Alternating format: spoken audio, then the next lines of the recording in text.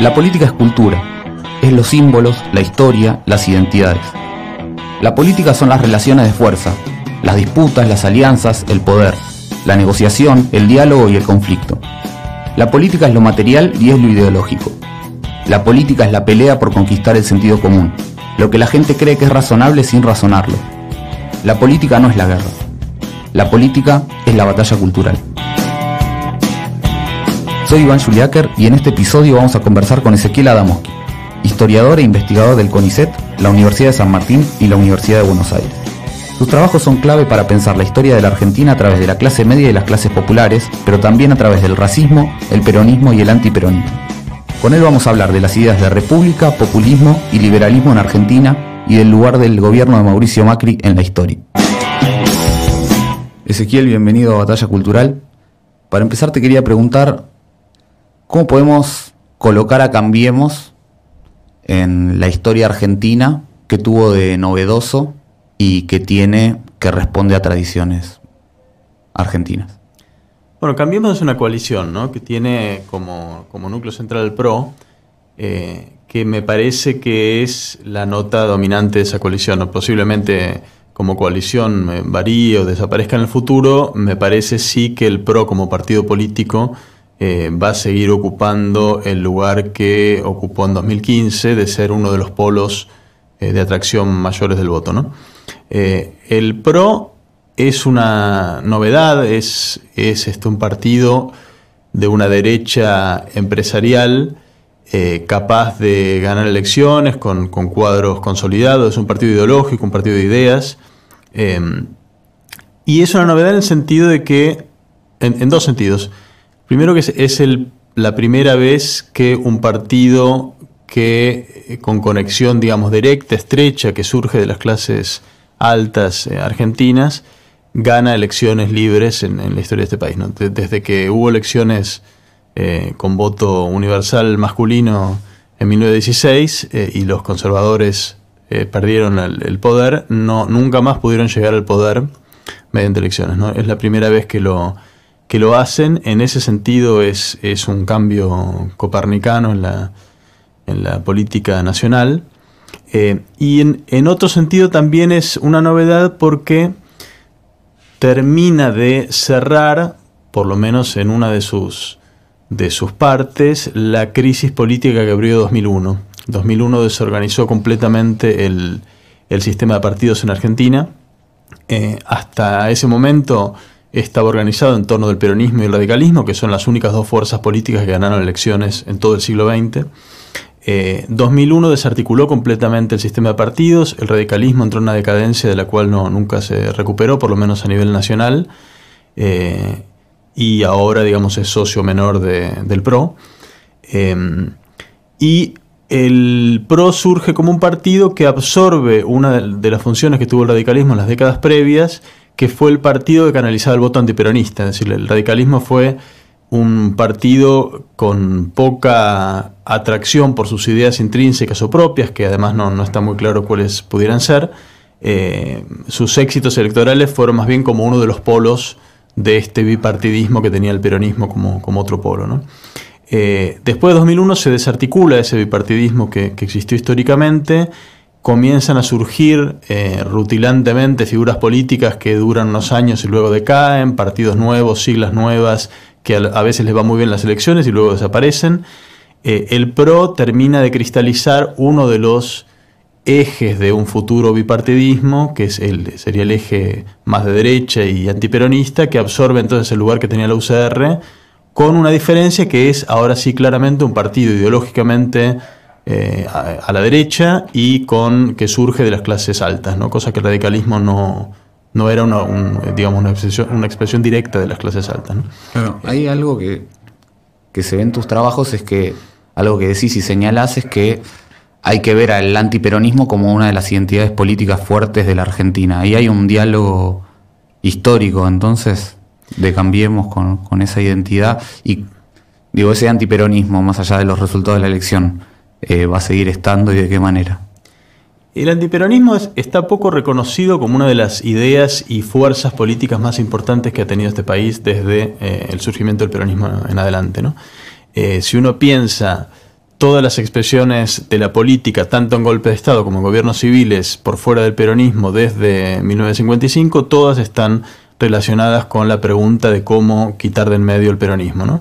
Las opciones electorales como canalización de todos aquellos que estaban en contra del PJ, y los golpes de Estado de manera obvia como clausuras democráticas para evitar que el peronismo ejerza el poder, ¿no?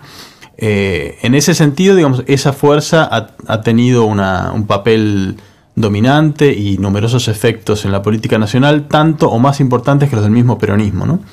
Yo siempre trato de pensar ambos términos en su relación, ¿no? No existe peronismo sin antiperonismo. De hecho, siempre trato de mostrar que en verdad el antiperonismo surgió antes que el peronismo.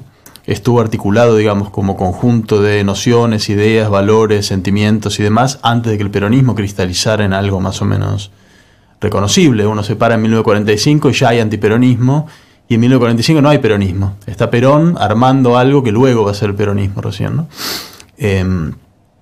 Esas dos fuerzas evolucionaron juntas. Uno de los motivos por los cuales el peronismo ha tenido el arraigo que ha tenido en este país es justamente por las reacciones políticas que generó el antiperonismo, que muchas veces volvieron a conducir a parte de la población a abrazar el peronismo como identidad, ¿no? Lo que ha pasado en los últimos años está muy claro. El peronismo como identidad, luego de 2001, había quedado muy debilitado. El propio kirchnerismo fue un intento de superar esa identidad política, y en buena medida fue la reacción anti-kirchnerista que se fue gestando lo que empujó a una parte de la población a volver a abrazar la identidad peronista, que hoy vuelve a ser absolutamente dominante entre vastos sectores, ahora también de sectores medios, ¿no? En ese sentido es un binomio que marcha junto. Mal que le pese a los antiperonistas, el antiperonismo ha sido también alimento del peronismo, ¿no? Y ahí uno de los binomios que propuso Cambiemos fue república contra populismo, ¿no? ¿Cómo se engarza eso con lo que venimos hablando? Bueno, es uno de los binomios más curiosos que organizó todo el debate político anterior a las elecciones del 2015, tomando un poco vocabularios y visiones que son transnacionales, digamos, que propone la derecha a nivel transnacional a través de las usinas de pensamiento, los medios de comunicación y demás. Por un lado, de leer cualquier expresión política que se salga de los carriles aceptables para los liberales como populismo, y acá mete en la misma bolsa expresiones de extrema derecha, intentos de construir socialismos de nuevo tipo, digamos, cualquier cosa, el peronismo por supuesto, cualquier cosa que se salga de esos estrechos márgenes que los liberales aceptan para el ejercicio de la democracia, cae en este rótulo de populismo, que es una especie de palabra demonizadora para cualquier expresión política que no sea liberal. Y por otro lado, su gran contrafigura, que sería la república. Hay una tradición muy valiosa, que es la tradición republicana, que es la tradición que ha sido la que nos enseñó a pensar, digamos, la vida en común, la autonomía de la sociedad que se gobierna a sí misma. Hay algo muy valioso allí que, sin embargo, en estos discursos más bien capturados por la derecha de estos últimos años, queda más bien opacado con un discurso por el cual la república consistiría solamente en garantizar el funcionamiento formal de ciertas instituciones que pongan límites al sufragio popular, ¿no? Y todo el aspecto, digamos, más democrático, igualitarista de la tradición republicana queda más bien olvidado. Es muy curioso que Cambiemos, y en particular el PRO, se haya conseguido apropiarse de esta bandera de lo republicano como protección del buen funcionamiento de las instituciones democráticas, cuando, bueno, es una fuerza con antecedentes más bien muy pobres en republicanismo, y se ha visto en el gobierno de 2015 en adelante. Creo que no hemos tenido una época peor, un gobierno civil peor en términos de respeto de las instituciones, la división de los poderes, que este gobierno, ¿no? Hay cosas realmente inéditas que ha hecho este gobierno, como intentar designar jueces de la Corte Suprema por decreto simple, por dar un ejemplo, o la increíble manipulación del sistema judicial para convertirlo en ariete político, o algo también muy sorprendente que se ha naturalizado, que es que los servicios de inteligencia sistemáticamente espían a la población y liberen a la prensa grabaciones de conversaciones privadas, esto que sucede todos los días, que es gravísimo y sin embargo nadie parece reparar demasiado en ello. Ese tipo de cosas no hemos visto nada similar en los gobiernos civiles desde 1983 a esta parte, o diría incluso antes, ¿no? En ese sentido, esa dicotomía realmente ha sido una dicotomía muy engañosa que llevó a parte de la población a creer realmente que la democracia estaba amenazada por este fantasma del populismo del que todos hablaban, y peor aún a creer que quienes se presentaban como defensores, campeones de la República, iban a defender algo así como las instituciones democráticas y resultó siendo más bien lo contrario, ¿no? Y ese concepto de república y la utilización que hizo el gobierno Cambiemos o la fuerza Cambiemos, ¿cómo se puede trazar a lo largo de la historia en la Argentina y de qué manera se fue dando? Como visión, era una visión relativamente nueva en la Argentina. Digo nueva como historiador, ¿no? Es decir, pensando en los largos plazos. Las visiones, digamos, que organizaron las imágenes de la sociedad deseable en Argentina pasaban por otro lado, pasaban por, más bien, por una sociedad integrada, por la idea de integración y desarrollo, o por la comunidad organizada que planteó el peronismo, o por la idea de un pueblo que lucha contra un régimen, y así lo planteaba el radicalismo en sus inicios, o por la idea de un socialismo que planteaba la tradición de izquierda. La idea de república como horizonte de la sociedad deseable arranca con una presencia más o menos central en la política argentina con el alfonsinismo, pero realmente adquiere esa centralidad enorme que tuvo en los últimos años del gobierno de Cristina Fernández, ¿no? Cuando se arma esta oposición entre la supuesta amenaza populista y la supuesta salvación republicana encarnada en estos grupos más bien de centro-derecha, ¿no? Ahí es donde república se convierte en la gran clave de lectura de lo que estaba pasando junto con populismo. Es ese par binario que se planteaba allí, que convocaba, digamos, casi a una obligación moral de salir en defensa de la república frente a esta amenaza populista que se suponía que iba a disolver las instituciones y la vida democrática, ¿no?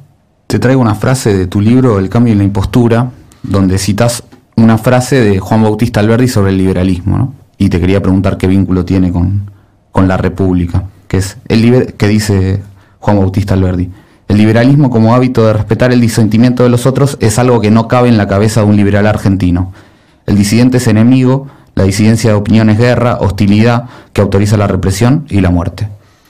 Eso observaba Juan Bautista Alberdi en el siglo XIX. Juan Bautista Alberdi es uno de los padres fundadores de la tradición liberal argentina. Observaba eso cuando él quedó fuera del juego político, excluido por otras facciones liberales. Él mismo había actuado bastante de esa manera antes de ser una figura marginal. Pero marca una cuestión que se hace muy clara en el caso argentino, pero uno lo podría hacer extensivo, que es que hay una tensión que es histórica entre el liberalismo como tradición política y la idea republicana original, que es la idea del autogobierno, ¿no? De la sociedad que se gobierna a sí misma, que es una idea profundamente democrática. La tradición liberal ha sido históricamente más bien enemiga de esta concepción, de esta idea de democracia, ¿no? El liberalismo surgió como cuerpo de doctrina, digamos, tratando de pensar justamente cómo limitar la soberanía, más que tratando de pensar cómo expandirla y arraigarla mejor y darle mayores alcances, ¿no? En este sentido, en el siglo XIX, la primera mitad del siglo XIX estaba claro, republicanismo era o democracia, la palabra democracia era una palabra temida por la tradición liberal. El término que hoy manejamos, que es esta idea de la democracia liberal, era para alguien del siglo XIX era un oxímoron, era una contradicción, o se era liberal o se era democrático, no era una combinación posible. Luego el liberalismo inventó esta definición de democracia como un conjunto de procedimientos para elegir representantes con atribuciones limitadas, es decir, no democracia en un sentido sustantivo, de igualdad de los ciudadanos que se gobiernan a sí mismos, sino meramente como algo procedimental, ¿no? En ese sentido hay una tensión que sigue habiendo entre democracia y liberalismo, que en el caso argentino se ha resuelto muchas veces de manera muy clara en el sentido de tendencias excluyentes o incluso autoritarias del liberalismo, ¿no?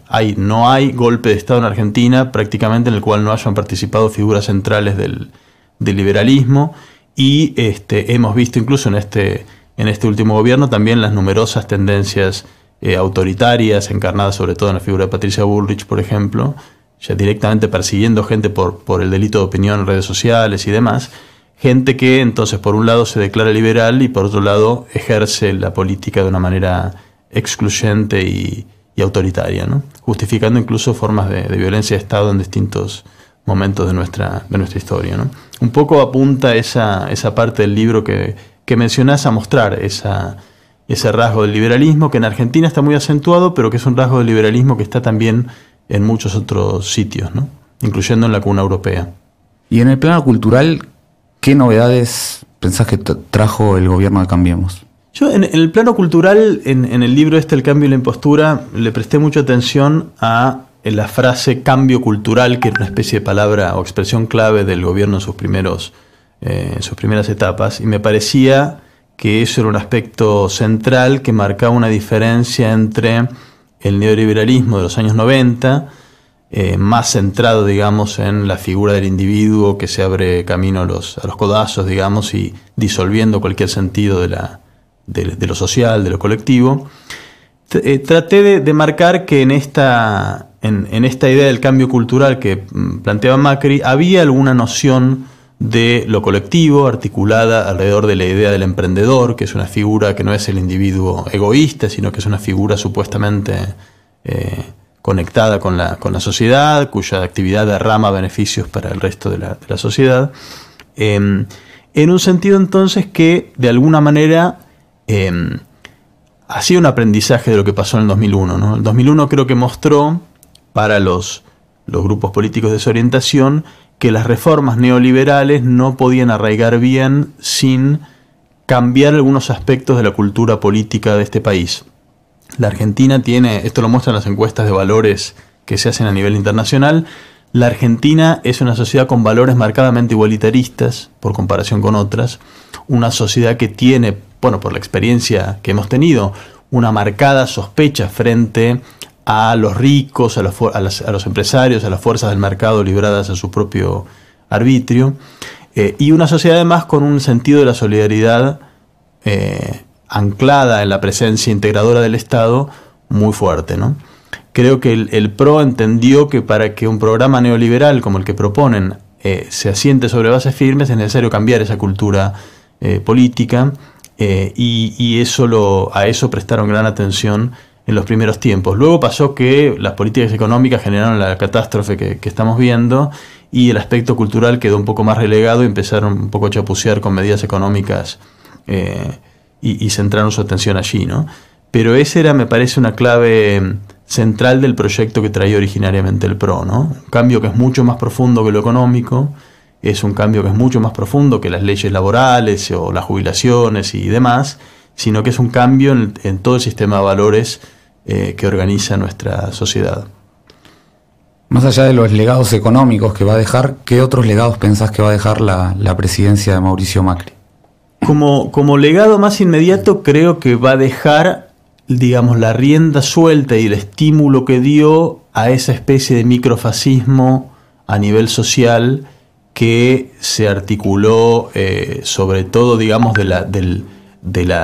a partir del episodio de la desaparición y muerte de Santiago Maldonado en adelante, ¿no? Que se articuló como, digamos, todo un movimiento social de base que involucra gente que no es ni de clase alta o ni siquiera de clase media, que es también de clase baja, de odio al diferente, de odio a cualquier cosa que sea derecho colectivo, de odio a las garantías elementales básicas que organizan la vida civilizada, que este gobierno con fines electorales le ha dado rienda suelta y le ha dado una legitimidad que antes no tenía, ¿no? No hace falta remontarse hacia mucho más atrás. Uno escucha las cosas que hoy se dicen abiertamente en los medios de comunicación, algunos comunicadores, ¿no? Esa especie de odio, fobia contra los negros, fobia contra nos tocó a los investigadores del CONICET, ¿no? Una especie de desprecio frente al conocimiento, desprecio frente a los derechos más básicos y elementales, que hoy se articula de manera abierta y tiene una legitimidad que hace 5 o 6 años no tenía, ¿no? Creo que uno de los legados más preocupantes va a ser eso. Luego está el descalabro de la economía, ¿no? Que digamos, este gobierno ha tomado deudas a 100 años y esto va a costar mucho recuperar la economía luego de este paso. Creo que esos serían los dos legados más importantes en lo político y en lo económico, ¿no? No han conseguido, por el propio fracaso de las medidas económicas, del proyecto económico que tenían, me parece que no han conseguido asentar ese cambio cultural al que aspiraban, ¿no? El fracaso de este proyecto posiblemente genere un fortalecimiento de esa sospecha respecto de las fuerzas del mercado y de los empresarios que esta sociedad históricamente tiene por la experiencia que ha hecho. Durante el gobierno de Macri sobrevoló varias veces el mito de la Argentina blanca y europea, los que llegamos de los barcos. ¿Hay algo de ese orden racial que se ve en este gobierno y que también vos rastreás históricamente en tu libro El Gaucho Indómito? Sí, eso es una discordia de más largo plazo que se articula políticamente en el momento actual. Se articuló también de otro modo en la época kirchnerista. Este país tiene un rasgo particular que lo distingue de otros países, que es que en el proceso de formación de la nacionalidad argentina, digamos, el sentido de ser un nosotros, de formar parte de un mismo pueblo, normalmente los países que se han constituido como naciones, bueno, han conseguido formar o proponer una visión más o menos compartida de cómo es ese nosotros. Hay algunos otros casos de países donde hay una visión dominante de cómo es el nosotros y algunas visiones disidentes en los márgenes, por ejemplo los países que tienen minorías étnicas importantes o religiosas importantes. Y hay un pequeño grupo de países a los cuales pertenece el nuestro, donde no ha habido una visión del nosotros suficientemente fuerte como para desplazar a otras, ¿no? Es decir, suficientemente fuerte como para ser convincente para la mayoría. En nuestro país no es que hay dos visiones contrapuestas. La visión que propusieron las élites políticas ha sido la idea de que los argentinos somos un pueblo étnicamente europeo y racialmente blanco. Una visión que por supuesto es una fantasía porque no se corresponde en absoluto con la realidad demográfica del país, ¿no? Pero esta es la visión que han propuesto, a diferencia de otras élites latinoamericanas que propusieron visiones de nosotros en torno de la idea de lo mestizo, ¿no? De la mezcla. Las élites argentinas trataron de proponer una visión de nosotros exclusivamente blanca y europea, y frente a esa visión han surgido desde fines del siglo XIX en adelante otro tipo de visiones menos articuladas que apuntan a un pueblo nacional de otras características, ¿no? Y con otras memorias. Un pueblo donde lo no blanco tiene mayor visibilidad o mayor presencia, está reconocido y aceptado. Un pueblo además con otras memorias históricas, ¿no? Las élites políticas argentinas, además de plantear esa visión excluyente de la Argentina blanca y europea, plantearon una narrativa de la historia donde parecía que la civilización venía únicamente de la ciudad de Buenos Aires y de sus dirigentes, y el interior era un espacio de atraso que había que arrastrar de algún modo a la civilización. Bueno, hubo entonces visiones disidentes que restituyeron el valor del aporte del interior del país, de la tradición federal. Digamos, hay una cantidad de memorias que de algún modo se han contrapuesto a esta visión del país blanco, europeo y con sede porteña. Toda la historia política de la segunda mitad del siglo XX en Argentina hasta ahora está cruzada por ese desacuerdo acerca de cómo es el nosotros. El peronismo, interpretado por los antiperonistas como un regreso de la barbarie, de los cabecitas negras del interior, de lo mestizo y demás, esa oposición peronismo-antiperonismo estuvo muy fuertemente cruzada por el desacuerdo entre si somos un país blanco, civilizado, educado, porteño, etcétera, etcétera, o si somos un país moreno, popular, plebeyo, con sede en el interior. Y lo mismo se vio en los últimos años, ¿no? También regresó desde la época kirchnerista en adelante esta dicotomía. Sobre todo yo lo registré desde el conflicto con las patronales rurales del 2008, donde vuelve por un lado en los sectores antikirchneristas esa especie de angustia de verse invadidos por los negros con una fuerza muy, muy poderosa, y por otro lado el kirchnerismo empezó a plantear una reivindicación de lo morocho, ¿no? Recordarán seguramente los oyentes que la contraposición entre blanquitos y morochos o blancos y negros en el contexto 2008 afloró como nunca antes, y en la reacción antikirchnerista que dio lugar a que se eligiese a Mauricio Macri como presidente en el 2015, esa dimensión, digamos, de recuperación del valor de lo blanco y lo europeo, en teoría lo ordenado, lo decente, lo trabajador, lo moralmente superior y demás, por contraposición a los negros, vagos, promiscuos, delincuentes, etcétera, etcétera, fue parte central entonces del desacuerdo político, ¿no? La grieta no es eso, la grieta tiene otras dimensiones, pero sí está cruzada por un desacuerdo mucho más profundo acerca de cómo se define el nosotros argentino. En ese lugar, una pregunta que pareciera aflorar es: ¿qué dificultades tienen las clases populares para que sus prácticas políticas aparezcan como legítimas? Bueno, hay una dificultad de base, que es que en esta visión, este desacuerdo acerca de nosotros del que venía hablando, lo popular en sí mismo no tiene legitimidad, ¿no? Esto es un rasgo muy particular de nuestro país y también de otros países periféricos, que hay una diferencia de clase que está asentada sobre diferencias étnico-raciales. Si uno hiciese un muestreo de las 100 personas más ricas de la Argentina y las 100 personas más pobres, uno encontraría diferencias étnico-raciales muy, muy visibles, incluso a simple vista. Las diferencias entonces están basadas sobre diferencias étnico-raciales, y entonces la diferencia de clase se apoya y justifica también en un sentido de desprecio de base racista, ¿no? Que hace muy difícil para las personas que tienen ese desprecio aceptar al otro plebeyo, al otro de clase baja, como un ciudadano con legitimidad para expresarse políticamente en términos de igualdad, digamos, como un igual. Y en ese sentido, esas tendencias más excluyentes, o esas fantasías también que han aflorado en los últimos años de que la Argentina, para progresar, necesitaría derrotar a otra Argentina, a la que a veces se llama Peronia, por ejemplo, ¿no? Como se le da un nombre de país imaginario, ese país habitado por personas que no se puede considerar como iguales, ¿no? Que son consideradas inferiores, irracionales, incapaces para la vida política. Si uno pensara en el lugar que va a ocupar en la historia del gobierno de Mauricio Macri, ¿crees que es comparable en algunas cosas a alguna presidencia previa? Y si no, ¿qué tuvo de novedoso?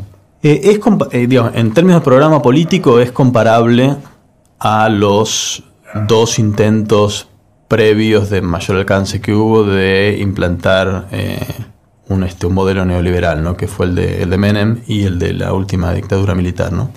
En eso me parece perfectamente comparable. Seguramente se lo va a recordar como un mal gobierno, el de Macri en particular. Imagino, de todos modos, que el PRO como fuerza política va a seguir ocupando un lugar importante, y que seguramente con otra figura que no sea Macri va a seguir teniendo chances de tener buenos resultados en elecciones futuras, ¿no? Posiblemente no en las próximas, pero sí en las del futuro, ¿no? Lo imagino el PRO como una de las dos fuerzas políticas de un bipartidismo que se está reorganizando ahora, con del otro lado un peronismo nuevamente reorganizado, con un signo, digamos, más de centro, con suerte, que de centro izquierda, como en su momento prometió ser el kirchnerismo, ¿no?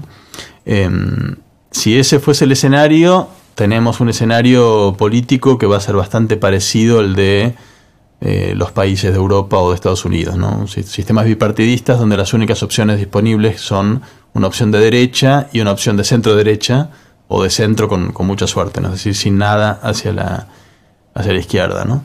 De todos modos, hay la duda que tengo siempre que hago este diagnóstico, que es un poco pesimista.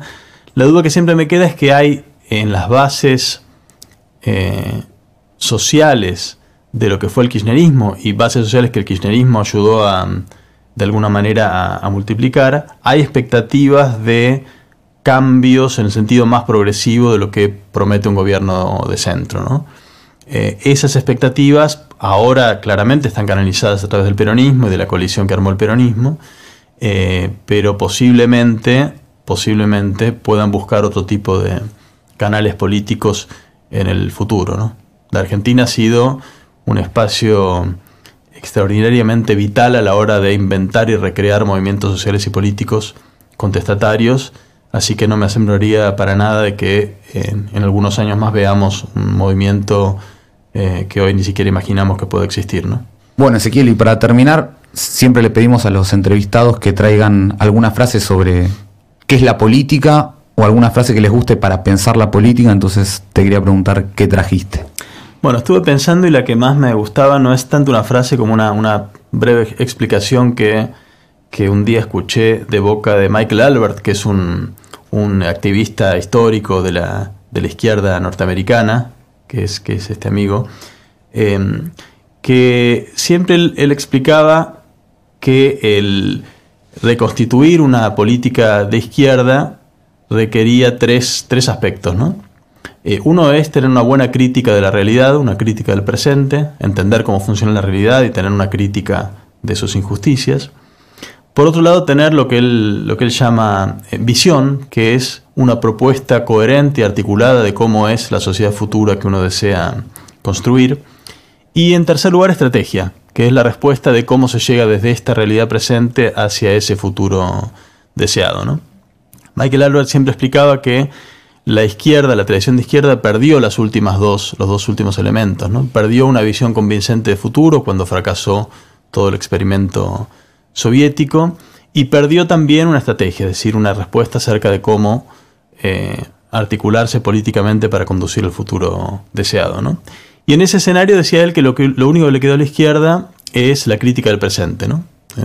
Los que formamos parte de la tradición de izquierda tenemos este gran talento en explicar los dramas del presente, los problemas y las injusticias del presente. Y decía Michael Albert que con eso solo lo único que uno logra es deprimir a la gente deprimir a los votantes, deprimir a la gente que uno escucha, porque nadie desea escuchar que el mundo es una porquería si uno no propone al mismo tiempo que hay otro mundo posible, que hay un modo razonable de llegar a él, ¿no? En ausencia de esas dos cosas, bueno, alguien prefiere más bien olvidar que el mundo es una porquería, ¿no? Dedicarse a vivir lo mejor posible y olvidarse de la realidad, ¿no?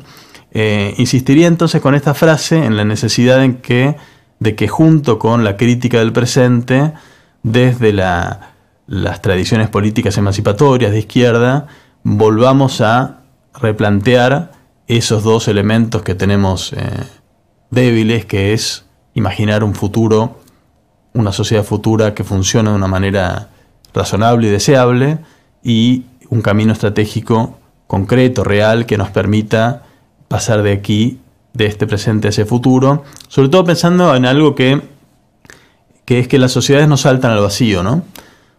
Marx decía que el proletariado no tiene nada para perder salvo sus cadenas. Esa es una frase que creo que es falsa, ¿no? Que hay mucho para perder, hay cantidad de cosas para perder. Nadie salta al vacío sin saber si el camino que va a adoptar tiene alguna chance de llegar a un futuro mejor que este presente, ¿no? Esa frase es la que quería compartir entonces como una frase que a mí me iluminó bastante en su momento.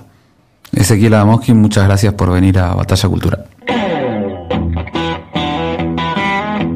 Puedes escuchar todos los episodios de Batalla Cultural y de los podcasts de Anfibia en Spotify, Apple Podcasts y en tu aplicación preferida. Soy Iván Juliáquer y esto fue Batalla Cultural.